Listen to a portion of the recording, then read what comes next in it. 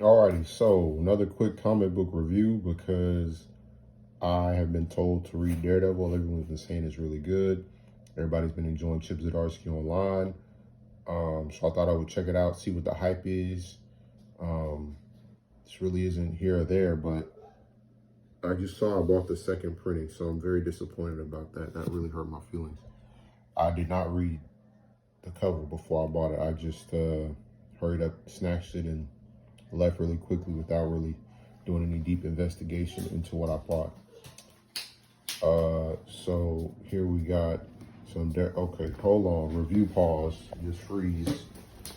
I'm gonna keep the recording going, but just ignore this. This is not a part of the review. I'm just turning my son's cartoons back on. So yeah, just bear with me. Go do something else. Anyway, all right. Back to the Daredevil review. So yeah, everybody's been saying to check out Chip Zdarsky's Daredevil run with Marco Puccetto. I love Marco Puccetto. He's a fantastic artist. He's been fantastic ever since it was Punisher, Daredevil. Who else was that? It was a three-way crossover that I read that Marco Puccetto drew. It was Punisher. Punisher had a sidekick at that time. She was, I believe, in the military. I think it was Greg Rucka that wrote that run on Punisher. Anyway, it was amazing. Marco Puccetto, of course, has done some great Star Wars stuff too. He's just a great, I would say he's Marvel's top talent of all the artists Marvel has, besides maybe Patrick Gleason. Puccetto is the best artist they have. But not far behind is Mike Hawthorne. Hawthorne has been amazing since Deadpool, the Marvel Now Deadpool stuff. I want to say like in 2013 that had the Jeff Darrow covers. Those Jeff Darrow covers were crazy too. They made a lot of great posters out of that I saw in comic shops for quite a while. Because Darrow drew some really cool monsters and stuff. Anyway, yeah. So we got Mike Hawthorne, I guess, filling in for Marco Puccetto as he preps for the last few issues of the run. I think they said Chip Zdarsky is leaving in November. So yeah, I guess this is going to be the last arc, this lockdown arc. So yeah, of course, I thought I would just hop into the run at the very end with no real context. I know Elektra's Daredevil. I actually saw that in the comic book shop and just walked right past it. It did not seem like it was going to be a big deal. I was very surprised at how big the Elektra as Daredevil thing really popped off. I did not think fans would really go crazy about that or turn into any kind of a debate one way or another. Or anyway, I thought it was cool though. Her design is really cool. I don't know if Marco Puccetto designed it or someone at Marvel gave him that design and told him to draw it that way, but it was cool. Also, yes, go get this. The hype is real about the series. Zdarsky has written some really good Daredevil stuff here.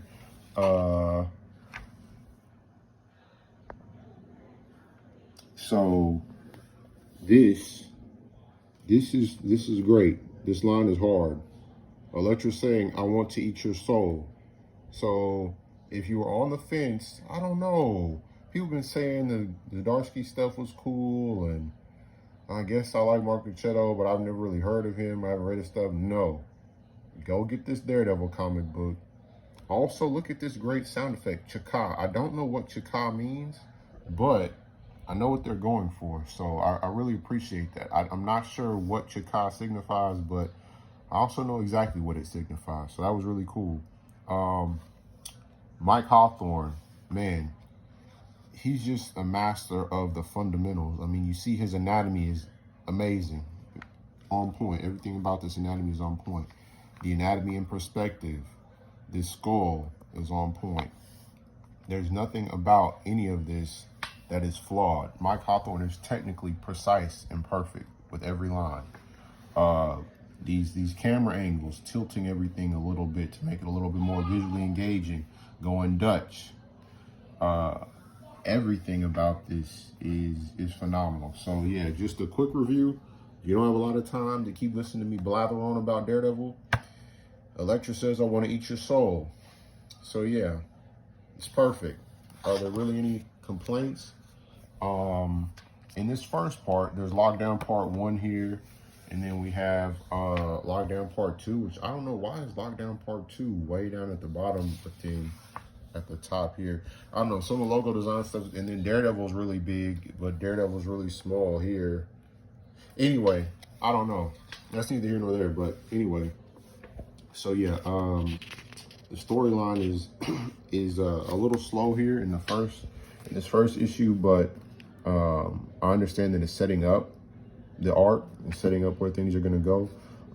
Again, Mike Hawthorne, just a master here with anatomy, proportion. I mean, this kind of perspective shot is more difficult than you think, and he really makes it easy. It's just tossed off in one little panel here. Hawthorne is amazing. He's a great artist with great attention to detail, great anatomy and perspective. Just again, a very foundationally solid artist. Zdarsky, of course, has some good dialogue sprinkled throughout. Typhoid Mary and Kingpin are in a relationship, and I'm trying to flip through without, I don't want to spoil anything for those that want to be surprised. So yeah, I will say Bullseye does appear. I won't say why or when, because it's pretty cool how they use them, and I like when characters that we're very familiar with are brought back to do something a little bit more unconventional. So I like the way he's been used here. I like the way he was brought back. Let me see if I can quickly find something that's fun without spoiling anything. This doesn't spoil anything, but just again, Mike Hawthorne, great action scene, great perspective shot. The anatomy and perspective, there's really dynamic foreshortening across the whole body.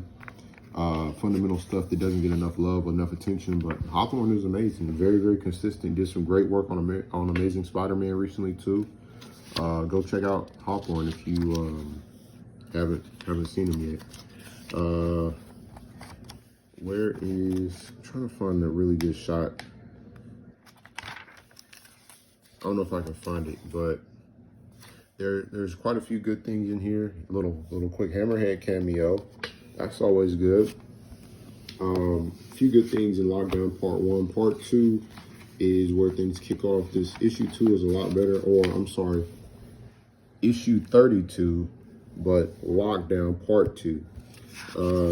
It's really good, a lot better than the first one. Things get kicked right off. And this, man, look at the way Hawthorne is putting the skull in perspective and putting those horns in perspective. My goodness, the whole body in perfect perspective. These buildings, the upshot on these buildings is great too.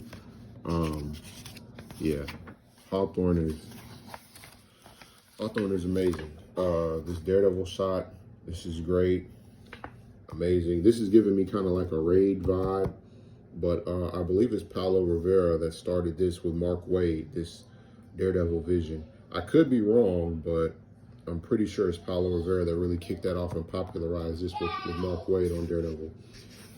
So yeah, the series is really great. So far I'm enjoying everything. Of course, there's a line about eating somebody's soul. Here is another great little action panel. I don't want to spoil anything because there are a few little surprises, but I do like the way this whole Daredevil lockdown arc is going. Looking forward to seeing the next issue and how it concludes. So yeah, Daredevil is really good. Very solid book right now.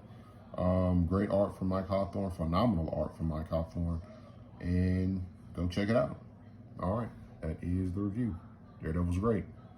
No big surprise there. Water's wet. All right, bye.